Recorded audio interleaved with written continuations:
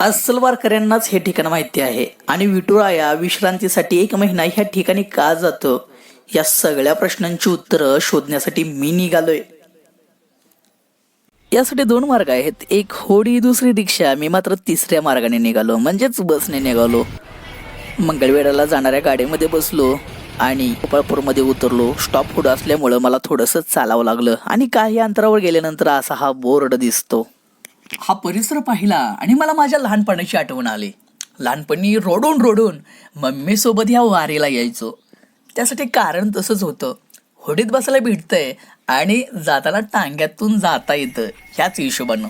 आणि मित्रांनो, विष्णुपदाच्या शेजारी एक छोटंसं घर आहे आणि त्या समोर दिसतो तुम्हाला हा विरघळलेला सुळका. त्या काळात अक्षम चुकीसाठी सुळावर देणे ही पद्धत होती. पद्धत म्हणजे शिक्षा देण्यात येत होती. आपणास संत जनाबाई माहीतच असतील. असं म्हणतात की पहाटेच्या वेळी ओवे ऐकण्यासाठी आणि त्यांना जात्यावर दळण दळण्यासाठी मदत करण्यासाठी प्रत्यक्ष विठ्ठल संत जनाबाईच्या घरी जात होते. एक दिवस भगवान तल्लीन होतात आणि त्या ओव्या ऐकण्यात मग्न होतात आणि त्यांना वेळेचा विसर पडतो आणि त्यामुळं ते घाईत मंदिरात जातात.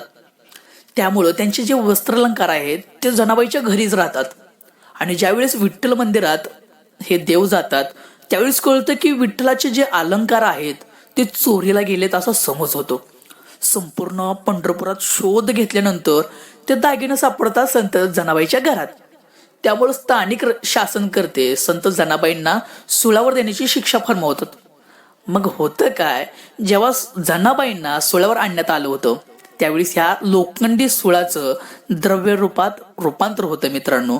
आणि ह्या भगवंताचा न्याय पाहून सर्वजण अचंबित होतात आणि संत जनाबाईंना ह्या दोषापासून मुक्त करण्यात होतं. ही कशी वाटली कथा मित्रांनो? आणि समोर गेल्यानंतर हे विष्णुपद असं दिसतं.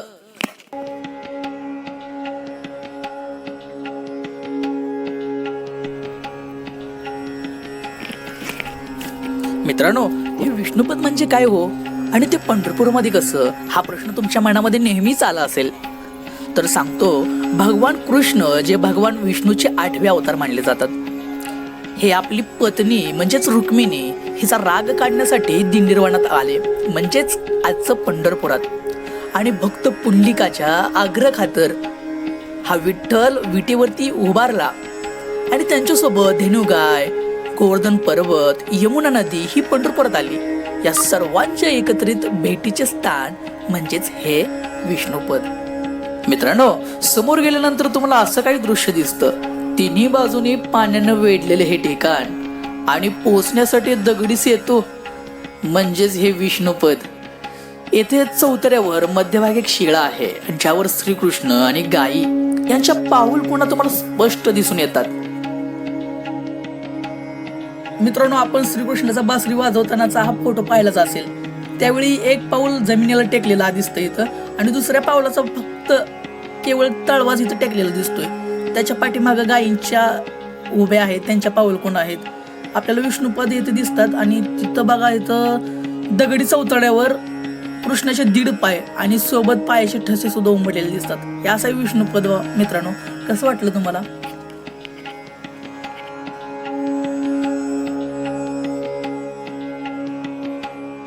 ठिकाणी आल्यानंतर तुम्हाला आहे ना, तर पुंडलिकाचं मंदिर आहे ना 2-2.5 किलोमीटर अंतरावरती इथं तुम्हाला पाहायला भेटतं. आणि इकडचे जे मंदिर दिसतंय ना तुम्हाला, तर हे मंदिर आहे नारद मुनीचं. तर इथं येताना ना तुम्ही या होडीनं सुद्धा येऊ शकता आणि खूप छान आणि मन प्रसन्न होतं. आणि विशेष करून 16 खांबा आणि 24 कमानी असलेलं हे मंदिर आहे. तर अतिशय निसर्गरम्य आणि सुंदर मंदिर आहे. मार्गशीर्ष महिन्यामध्ये या ठिकाणी तुम्ही आलात ना, तर जसं पंढरपूरमध्ये वारी भरते ना, म्हणजे तशा प्रकारची वारी इथं भरली जाते. आणि विशेष करून दरवर्षी मार्गशीर्ष महिन्यामध्ये ना हा पांडुरंग ह्या ठिकाणी वास्तव्यात ह्या ठिकाणी येत असतात. त्यामुळं हे ठिकाण खूप प्रसिद्ध आहे. आणि इथं आल्यानंतर तुम्ही सहकुटुंबासोबत तिकडे जेवण सुद्धा करू शकता. तर खूप छान असं मंदिर आहे. मित्रांनो, अनेक वारकरी पंढरपूरमध्ये विठुरायाचं दर्शन घेतल्यानंतर ह्या विष्णुपदाला न चुकता येतात आणि आपली वारी इथं पोहोचवतात.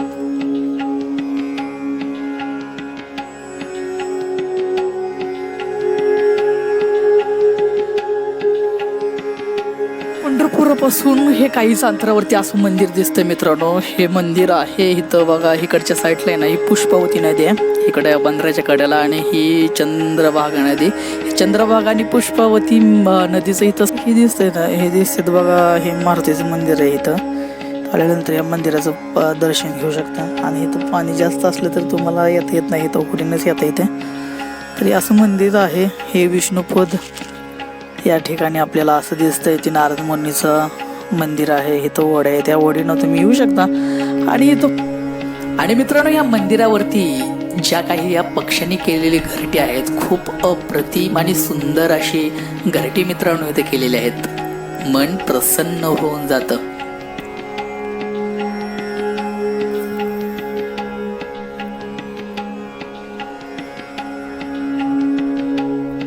मित्रांनो खूप शांतता आहे, फक्त पक्ष्यांचा किलबिलाटच फक्त येत आहे. मित्रांनो विष्णुपदाला आलेलो मला अस्वस्थ वाटलं. अस्वस्थ का तर इथं आल्यानंतर इतक्या फ्रेम जबरदस्त होत्या मित्रांनो. माझ्यातला फोटोग्राफर जागा झाला आणि मग मी निघालो माझ्या फ्रेम्स कॅप्चर करण्यासाठी. फ्रेम्स म्हणजे फोटो आवडले ना तर कमेंटमध्ये सांगा कसे आले फोटो बरं का.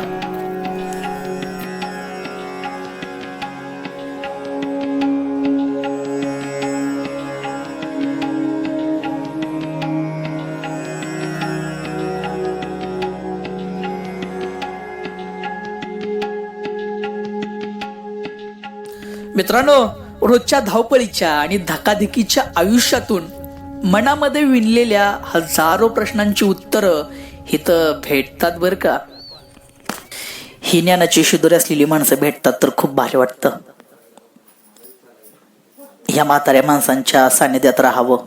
त्यांच्या कित्येक दशकांचा अनुभव आपल्याला पुरेसा असतो, तो फक्त आपल्याला अनुभवता आला पाहिजे.